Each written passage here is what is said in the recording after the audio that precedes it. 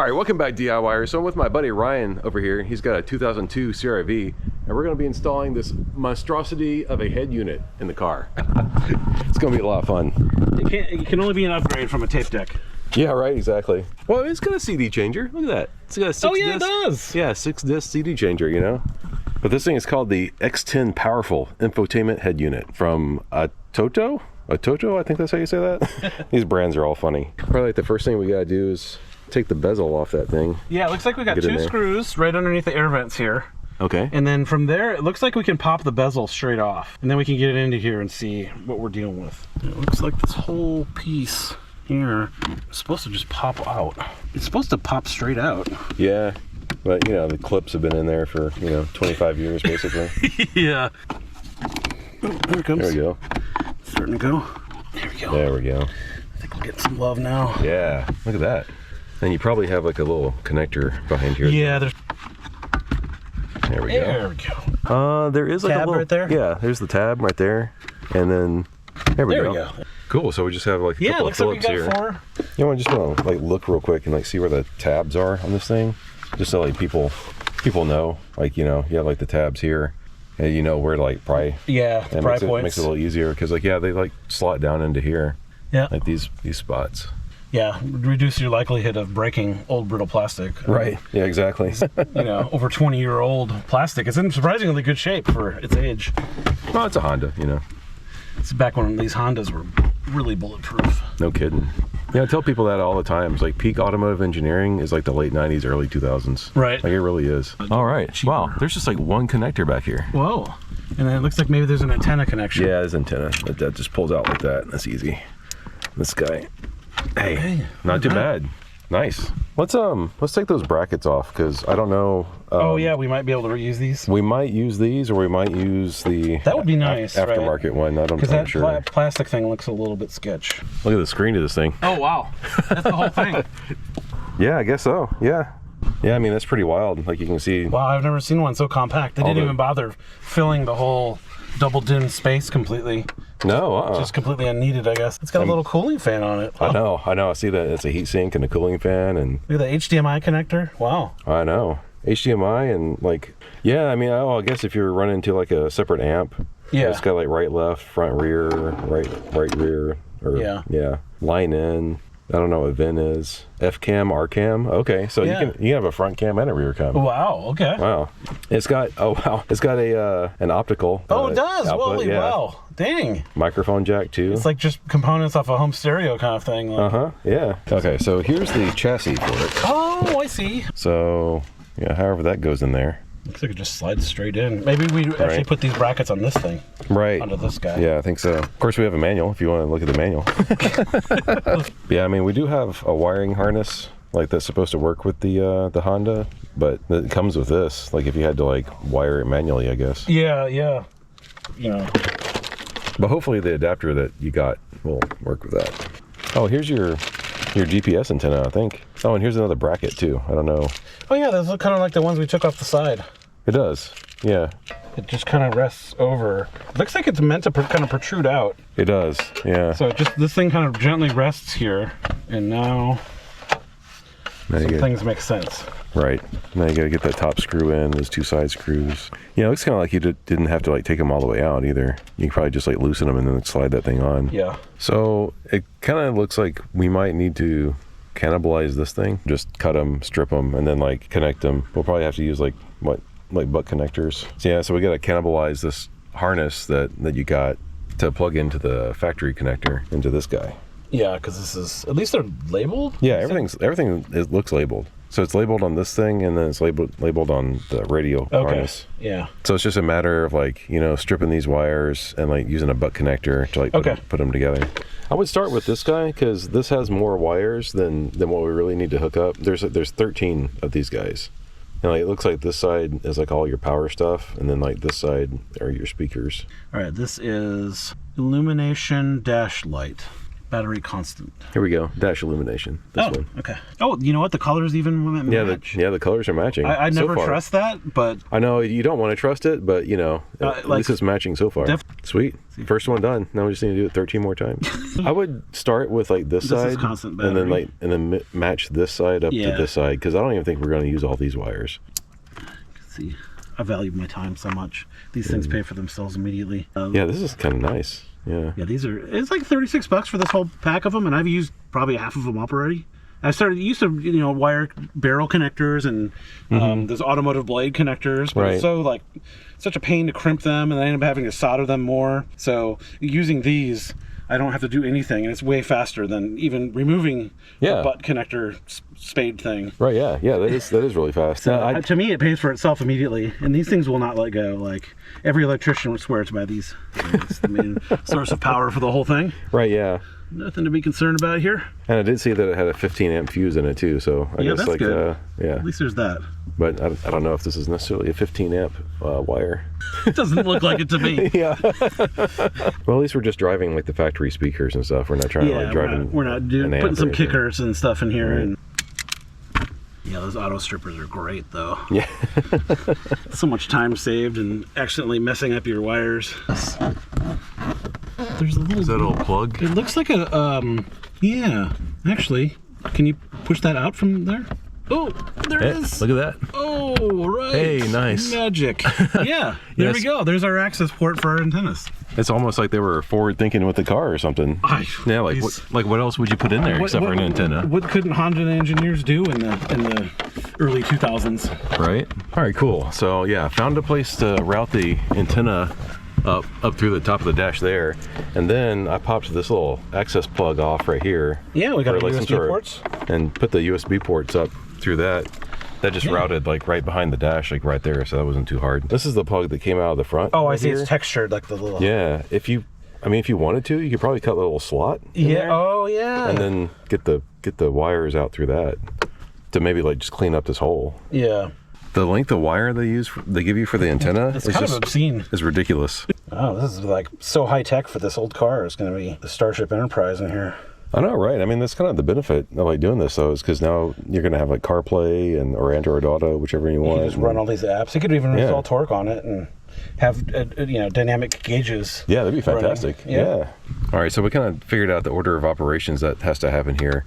We're putting the brackets on the little chassis right now, and like the chassis has to go into the hole first, and then we have to put the bezel on, and then you put this guy on that goes into like the chassis afterwards, because the screen is way too big to go through the bezel. Yeah, it pops out and it's bigger, right? Which is cool. It gives you more screen real estate than you would normally have. So do we need to disconnect? I think we do. We do need to disconnect all these things. We got to feed it through the bezel. Well, I mean, hopefully we put the other side on right, and we're just reusing the factory mounting plate.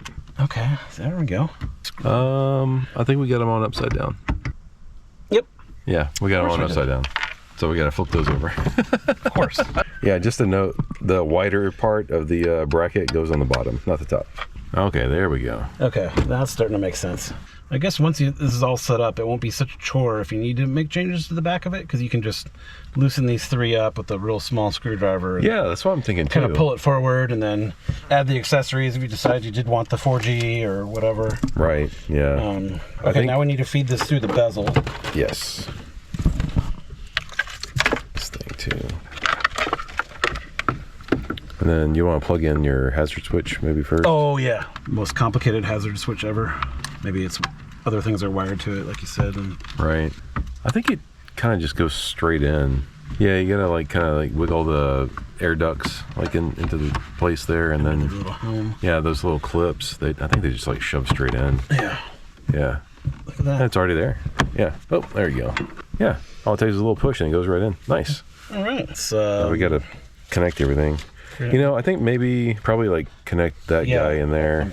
That'll give you a little bit more room to work with instead of having to like shove that in the back there. And then just start plugging things in. Yeah, good idea to start with the antenna wire since it's so long. Yeah. Yeah, it must be made to run all the way to the roof and towards the back. Yeah, just shove all this stuff in the back. But and the tricky part is this. Because this antenna wire is so short. And you're holding it upside down too. I was joking about. There we go. Nice. I think we got this. All right. Scoot it over just a little bit, and yeah. Yeah, like right there. It just needs to kind of like shove into the. It must be a wire interfering. Oh, you know what? It just barely hits the. So here's kind of the problem. You can tighten up the top screw, but you can't really tighten up the sides. Can you see the side? I can. The way it hits like the front bezel here, like it just barely is not going back far enough for the sides to tighten up. See. But I think you can tighten up the top. The top looks like you can tighten it up just fine. Like it might just barely catch. Yeah, I think that's barely catching. But the top one I think should be fine. Because the top one is actually, it's angling back a little bit. Give it some good ugga-duggas. Yeah, I was about to say, yeah, make sure like that one's nice and tight. Yeah, because it'll just barely catch like the edge of it, but yeah, it's something. Yeah. Okay. Oh, okay, that's pretty good. Yeah. It really doesn't really look unsightly or anything. No. ATOTO. Okay, nice long boot up time. Is it going to take that long to boot up every time, or do you think it's just an initial boot up? The way my other one works is that it goes into like a sleep mode. Right. When the car's asleep, so it'll just wake right up again. And then only every once in a while, if like the car's been turned off for a long period of time, I don't know if there's like a capacitor in it or something. Right. Where it senses the voltage of the car drops, then it like completely shuts itself down. Yeah. So the first cold boot is slow, but then if you just like go to the store, get out, come back, turn it back on, it'll come right back up because it's still awake, I guess. Right, yeah. Or it's in a light sleep mode. Wow, this is a really fancy radio config here. Yeah, right. Here you go. Get some classical going. You want to maybe we get won't copyright strike for that? Yeah, exactly. Probably not. Yeah. Well, how do we get to the home screen? Just there you go. Wow. All right. This is fancy. Interesting. Looks like we can modify the desktop. Well, what I think is cool is you got access to the Play Store, so you could install like all sorts of stuff in here. The screen's actually got a pretty good anti-glare coating on it. It does, right? Yeah. I'm pretty impressed, and it looks like the resolution's quite good. It looks like it's at least 1080p. Yeah, I don't think this is a newer Android. It's not the old garbage from Ice Cream Sandwich stuff scraped up. That's cool. Yeah. It's actually pretty decent here.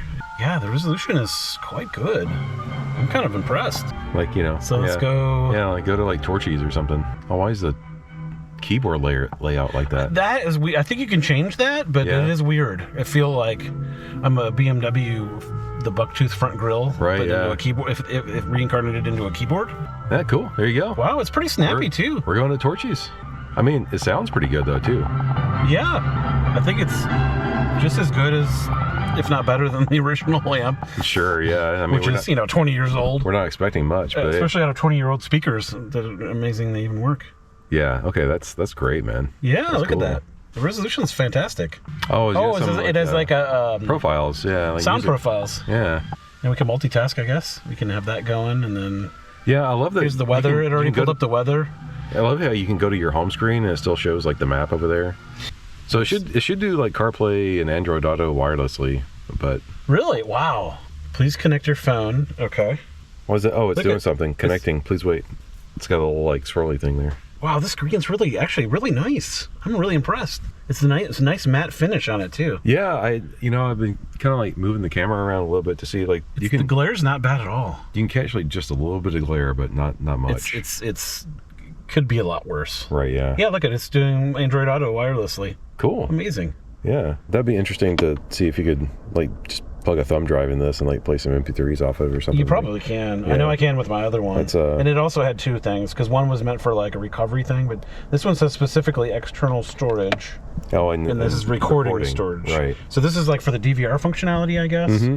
And then this is just for probably you can plug in music or whatever. I know it's very old school of me, but that's what I listen to all the time. So I have a thumb drive with MP3s on it and just listen. Oh yeah. Oh wow. I used to do that all the time. I mean, I was MP3 player. Like before these things existed, we were like hacking apart mini PCs with screens on a car so you could play MP3s on it, or even a mini Windows computer and run Winamp or something on it. Dude, I did that in like the early 2000s. Yeah, like I had a laptop that I just like lived underneath my seat. Exactly. And like I had a little screen like routed up to my dash. 100%. Yeah. This is how you do it, man. Old school nerd style. Yeah. Well, I don't know why that. Yeah, these kids have it easy these days. I know. Golly, look at this. You just buy a nice little head unit like this and just plug it in.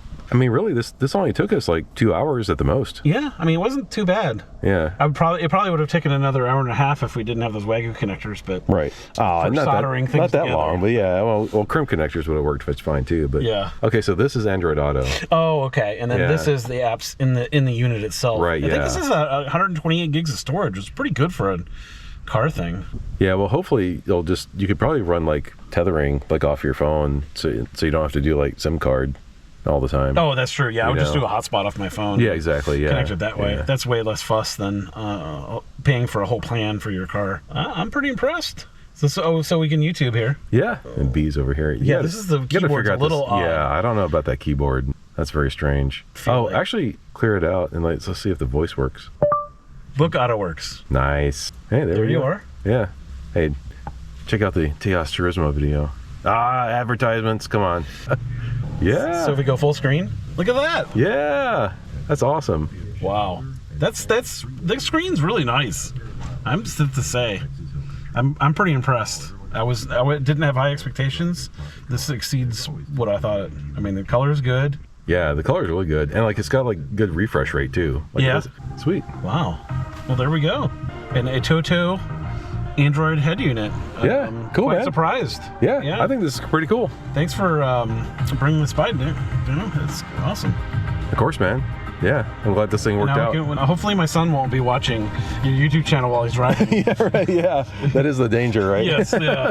This thing is way too much fun to like mess with while you're driving. Yeah. Oh, there you go. You have like picture-in-picture too. And so I can do 12 distractions at once. I know. Yeah, that's fantastic. I could be routing a map, watching your YouTube channel, monitoring the time and weather, and then we'll just get the rear camera hooked up, and then we'll have, a rear camera going. Wow, amazing. Yeah, that's awesome. Yeah, the resolution's tight on this. This is good. Well, good deal, man. Glad this worked out. Yeah, this drug this old Honda into the 2020s, didn't it? Be sure to like and subscribe. Well, thanks for watching. See you guys next time.